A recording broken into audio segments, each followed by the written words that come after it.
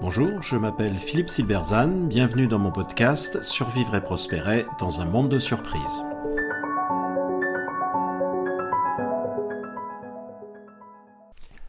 Transformation du monde, pourquoi Davos fait partie du problème. Le monde fait face à de multiples défis et doit se transformer profondément. Nous croyons que la clé pour engager ces transformations est que les grands de ce monde, conscients des enjeux et disposant des moyens pour agir, se réunissent et se mettent d'accord.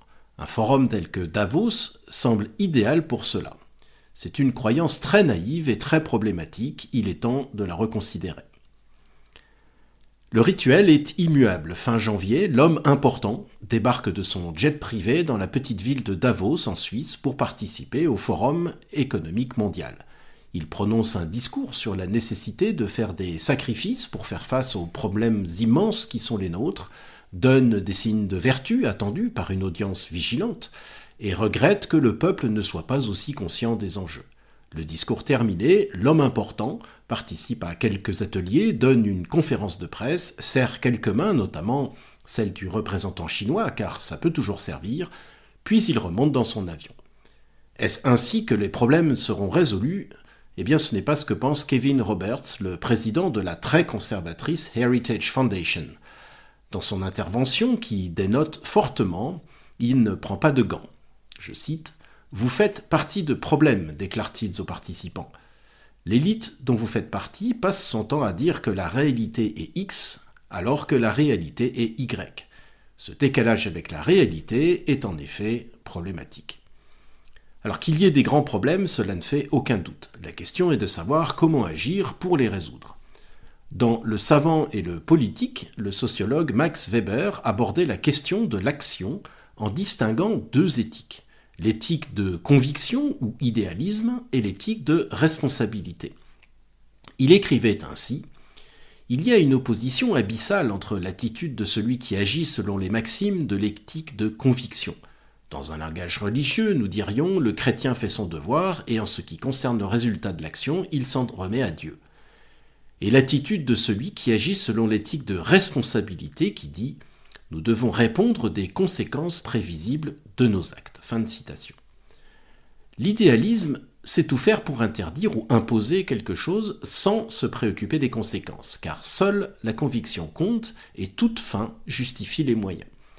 L'éthique de responsabilité, c'est de ne jamais décider sans se préoccuper des conséquences. C'est même travailler avant tout en fonction des conséquences.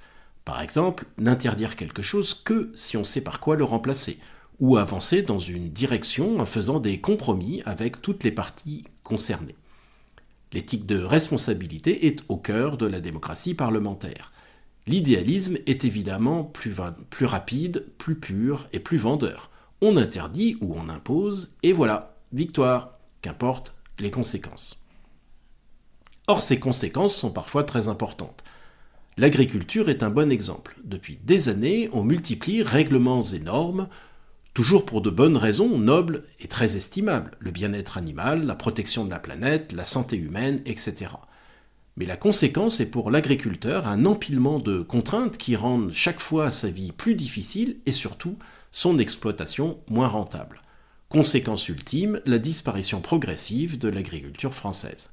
Est-ce vraiment cela que nous voulions ? Pour le logement, les mêmes mécanismes sont à l'œuvre. La multiplication des normes au nom de la sécurité et de l'environnement renchérit considérablement les biens quand ils ne les rendent pas inlouables ou invendables. Conséquence, un effondrement de l'offre de logement qui pose de problèmes considérables à la population, une bombe à retardement. On peut multiplier les exemples où l'idéalisme produit des effets catastrophiques. Il y a cependant un problème plus profond, très bien illustré par l'homme de Davos. Ce problème, c'est que l'idéaliste ne subit pas le coup de ce qu'il impose, ou qu'il est largement en mesure de le subir. Autrement dit, il peut se parer de sa vertu, je sauve le monde, car il fait porter le coût de cette vertu aux autres, en l'occurrence à Ol Polloi, c'est-à-dire le peuple. L'homme de Davos ne remarque même pas que son plein d'essence lui coûte 10 € de plus. Il regarde à peine le prix de sa bûche de Noël à 49 € dans sa pâtisserie préférée. Il peut aller à vélo de son domicile à son travail parce qu'il habite et travaille dans le centre de Paris. La ville du quart d'heure, c'est pour lui. Et il peut pester contre le gueux qui doit prendre son diesel de 1983 pour faire 15 km pour aller travailler. L'homme de Davos vit dans un monde d'idées et de principes gouverné par la vertu. Pour reprendre l'expression de Nassim Taleb, il ne joue pas sa peau sur ses questions, il joue celle des autres, ceux qui n'ont pas voix au chapitre et qu'il méprise. Sauf qu'ils ont voix au chapitre en fait, et que le sentiment d'injustice se développe profondément. Et c'est là que nous revenons à Kevin Roberts. Dans son discours au WEF, Roberts se félicite de la victoire prochaine d'un candidat républicain à la présidentielle US et très clairement espère que Trump sera ce candidat qui remettra en quelque sorte les pendules à l'heure. Et c'est là tout le drame. L'homme de Davos, par son idéalisme intransigeant et son mépris aristocratique du peuple, est l'allié objectif de Donald Trump et de tous les populistes du monde. Il suffit d'écouter ses électeurs pour comprendre l'exaspération de Ol Polloi face au professeur de morale. Ils sont le dos au mur et n'ont que lui ou pensent n'avoir que lui comme issue.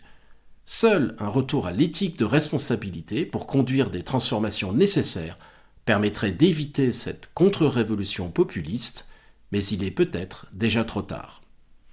Merci de votre attention, vous pouvez retrouver cette chronique et bien d'autres sur mon blog www.philippe-silberzan.com. À bientôt.